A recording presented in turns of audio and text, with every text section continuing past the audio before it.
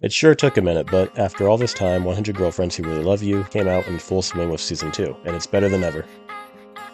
The opening being an extension of the first, combined with a whole lot of Easter eggs to future characters, along with the new girlfriend, I can honestly say it's good to be back. The first half of the episode is dedicated to one of my favorite tropes in anime, which is characters switching bodies. And we got some great fourth wall jokes in here too, like originally in the manga, they talked about how it's been about 3 months since all the girls started dating Rintaro, but for the anime, it's been over a year because the first season ended in 2023. Well, this episode airs at the beginning of 2025. And keeping up with the theme of body switching, they have a Your Name reference, but the girls and Rintaro are scared to actually name it out of use of copyright, along with the music. The episode's also called Her Name. As for the body switching in question, I love how you can just tell who's who if you pay close enough attention to the show and how each character expresses themselves. It's also great seeing how each of the voice actresses handle their own takes on the characters that they normally don't get to play. Like Hikari as Nano, Nano as Shizuka, Karne as Hahari. Hahari is in Kusuri's body, Kusuri is in Hikari's body, and Shizuka is in Karne's body. Now the second half of the episode brings us to the real star of the show, and one of my favorite introductions in the entire series, the seventh girlfriend, Kurumi.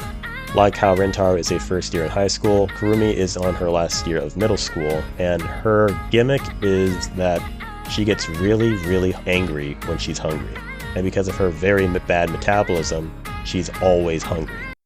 Because of this, she snaps at people so often they start avoiding her altogether, and she just doesn't really have any friends. So to prevent any heartbreaking events, she just stays away from people and keeps to herself. Kinda like Hyde from that 70s show. While my own metabolism was never as bad as hers, it was a little rough for me growing up, so I generally get her frustration. And the voice acting really sells how stressful her whole situation is. Kurumi also acts as a secondary tsundere and straight man to Karne, because while Karne is really good at her job, there's only so much she can do when these other girls are such a headache machine. The episode ends with Kurumi meeting the girlfriends and having a surprisingly cute moment with Nano where we see how far she's grown. Kurumi states that she's only here for Rintaro and she doesn't plan on getting all chummy with everyone else. Nano says she has a point, and everyone is just sad on how she could say something like that. Then Nano clarifies that she's not hanging out with them because she's Rintaro's girlfriend. She's hanging out with them because she actually loves them. And Kurumi is just dumbfounded by how weird this whole situation is. Then we end the episode going into the first festival arc of the season, which might take an episode or two. As for cameos, we saw about 3 girlfriends in the background at Kurumi's school.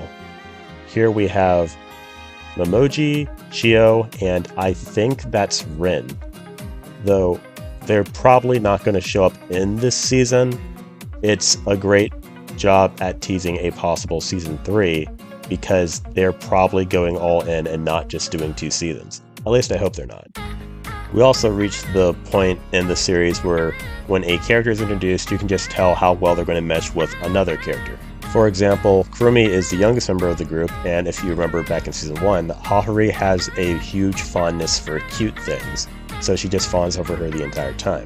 As shown in the introduction scene, and when Kurumi discovers she can't enter the competition by herself because she's not old enough, so she asks Hahari to be her legal guardian for the event, but she'll only do it if Kurumi agrees to call her mommy.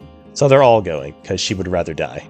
Season 2, Episode 1 does a great job reminding you of just how crazy 100 Girlfriends can be, and how much crazier it's going to get as the show goes on. Even doing a surprisingly good job of continuing the trend Season 1 started with having a secret girlfriend each season, since it's a actual plot twist and a really funny one. And I can't wait to see it all go down. That's all for now. I'm Flash. If you like this video, leave a like, comment, and maybe subscribe. I'll see you guys next time. Bye-bye.